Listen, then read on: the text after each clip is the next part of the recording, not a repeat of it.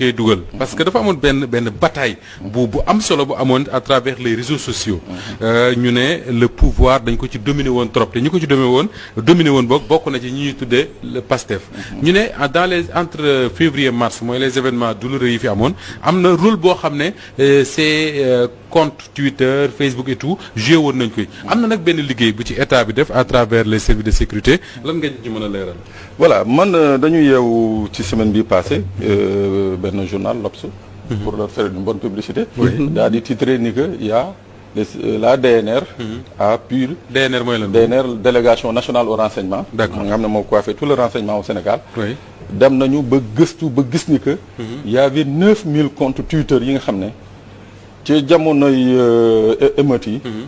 comptes yooyu dañu participer ci lu bëri influencer densifier les manifestations. d'accord mooy benn ñaar ñi ne comptes yooyu ñoom ñëpp c'est des comptes qui ont été payés à partir de l'Arabie Saoudite mooy maanaam Arabie Saoudite mooy maanaam comptes yooyu fa nañu financer comptes yooyu et tout bon loolu mooy les deux informations yi nga xam ne L'Obs joxoon na ko léegi ñun suñu biir gëstu bi ñu gëstoo on s'est rendu compte que Twitter ci wàlla moom ni muy liggéeyee mbir yu mel noonu bu amee ñoom ci seen plateforme ñoom ñooy informer les états ñoom ñooy signaler ne leen ci élection yi wala ci manifestation yi am na ci ay comptes yi nga xam ne bitim réew la jógee te comptes yooyu supprimer nañ leen voici la liste ñii nii ñoo doon influencer ci nii bi ma duggee ci plateforme Twitter looloo tax sax ma xaw a tardé ni di rechercher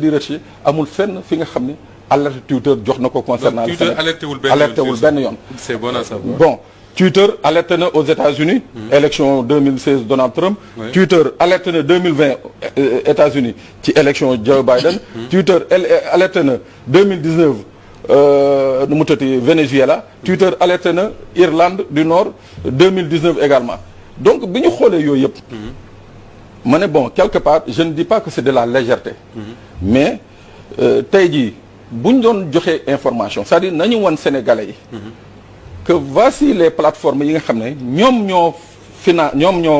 ñoo alimenté woon la rumeur c'est-à-dire c'est à partir de ces 9000 plateformes 9000 comptes ñooñu nañu alimenté mooy maanaam fexe ba émeutes yi tasaat ñu jël ci benn cas pour wane ni que te loolu c'est Google c'est Twitter qui le dit nee na malgré tout ce qu'on a pu reprocher à Donald Trump sur l'implication de faux comptes 50 000 faux comptes russes yi nga xam ne ñoo influencé son élection dafa ne représenté wul lu dul 0,04% de l'électorat américain c'est infime quoi c'est infime donc mu ne c'est vrai que ces faux comptes dañuy def ay effets mais c'est pas des effets yi nga xam ne mën nañ ci sukkandiku pour entrer en voie de condamnation da ñu bëgg a wax quelque part que ne ces 9000 comptes là même si il existe et qu'il serait faux ces 9000 comptes là amul influence bi extraordinaire ci manifestation yi fi amoon déjà loolu nag laa bëggoon gëstu ni mooy est-ce que ces 9000 comptes là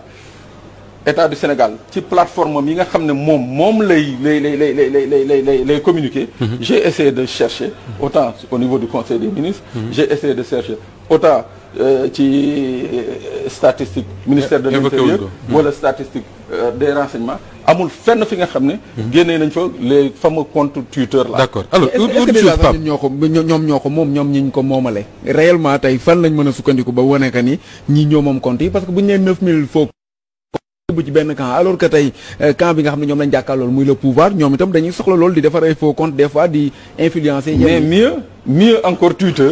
ci li mu wax. boo jëlee analyse am bi mu def nee na sur les comptes ñu koy wooyee. rapidement backface numérique. nañ ko tuddee ñoom backface. nee nañu d'habitude su dee c'est dans un pays francophone. d'habitude c'est des comptes yi nga xam ne qui sont payés à partir de pays francophones.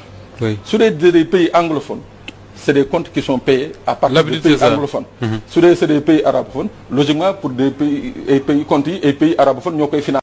Est-ce que les Sénégalais sont très habitués à Twitter? Est-ce que nous, nous Facebook, les Sénégalais n'utilisent pas Twitter? Bon, c'est quelques Sénégalais. Moi, dernière recherche que j'ai sur Twitter, autant nous sur Facebook, au Sénégal, on est à un taux de 67% de couverture. Sénégal, oui. Facebook. Instagram, on est à un taux de 43%. TikTok, on est à un taux de 81%. Et Twitter, on est à un taux de 17%. Ah oui, c'est rien. 17%. bariwul ñu koy noonu bariwul Sénégal.